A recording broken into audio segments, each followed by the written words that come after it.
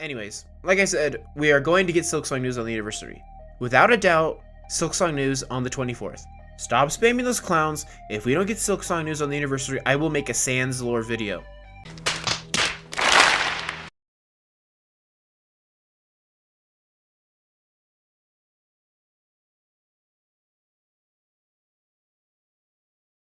(2011) Los Angeles City, California.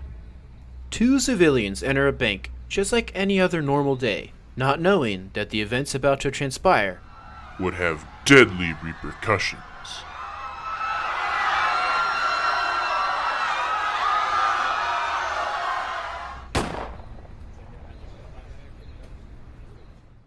Hey guys, Pogobro here, and if there is one thing I absolutely love just as much, like on equal terms as Hollow Knight, is the little known indie gem Undertale. And of all the characters in this game, Sans is my favorite.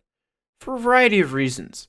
But to understand the true lore of this skeletal legend, we have to take a trip back in time. So join me as you finally unearth true Sans lore.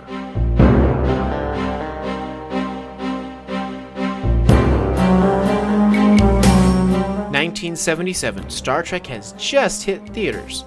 A mind-blowing experience for everyone involved.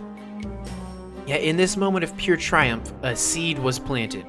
In the famous cantina scene, for a split second in a dark corner, we catch our first ever glimpse of the character Sans from Undertale. This was captured during a dark time in Sans' life when he was on the run from those kids from Stranger Things.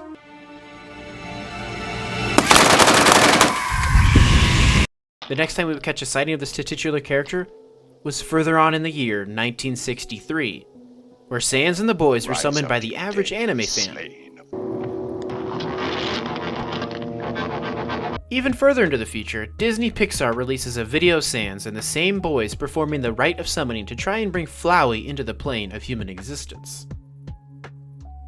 And glimpses of this character were seen all over, in the most random encounters. But it wasn't until that fateful day in September of 2015, when small-time indie developer Hidetaki Miyazaki connected all the dots and created a game that would change the world. Emboldened by the flame of ambition.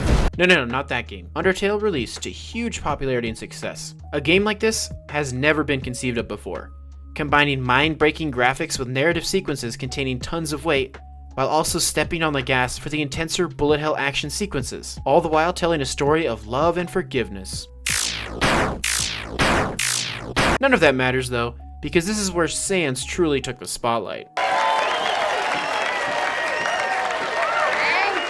you! Perhaps the most important trait of Sans is how patient and stoic he is, providing a role model of maturity and heroism for the young ones. However, this character has one major flaw. Sans is a punk bitch in a fight.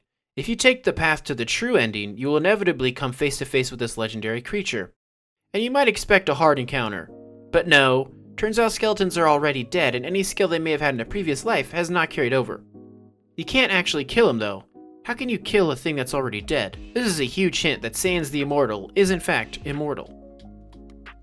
If you take the true ending route, you may even stumble onto the character Papyrust, who is also skeletal in form. We don't really know what the relationship is, if any, between the skeletons, but if we take a closer look at his name, we can infer a good guess.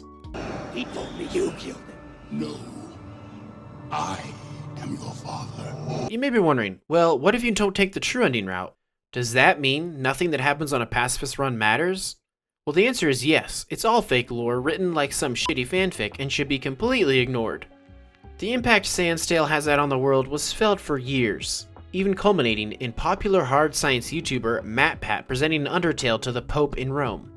This was obviously an attempt by MatPat to purchase forgiveness for his sinful Hollow Knight lore theories. Since creating the masterpiece of Undertale, Hidetaki Miyazaki used his loads of new money to create a studio named From Software, who would go on to make a 3D Castlevania trilogy, as well as Sekiro and the extremely popular Breath of the Wild 2. But he hasn't forgotten Sans, placing him as an Easter egg in almost every game he makes. In a secret deal with Disney, it seems we may be getting Sans on the big screen. The biggest hint is in fact in the files of the game. Originally, Sans was going to be a deep red color, but because of budgeting issues, they ran out of colors and had to go with black and white. During the climactic fight, Sans was going to summon a portal and a heavy gold gauntlet would be thrust out, and this would be the entry for Sans into the Marvel Cinematic Universe. and the popularity of Sans has only grown, with many studios alluding to the character with dialogue references or sprite Easter eggs. Perhaps the most astonishing one is in Studio Ghibli's Apex Legends. It's a difficult Easter egg to find and was only recently discovered by Sans enthusiasts like myself. In this battle royale is a map called Olympus. If you head to the popular Hot Zone Estates, you are going in the right direction. Simply head to this spot on the map, and when you see this cluster of shapes, go stand on top and look down to see the true character of Sans.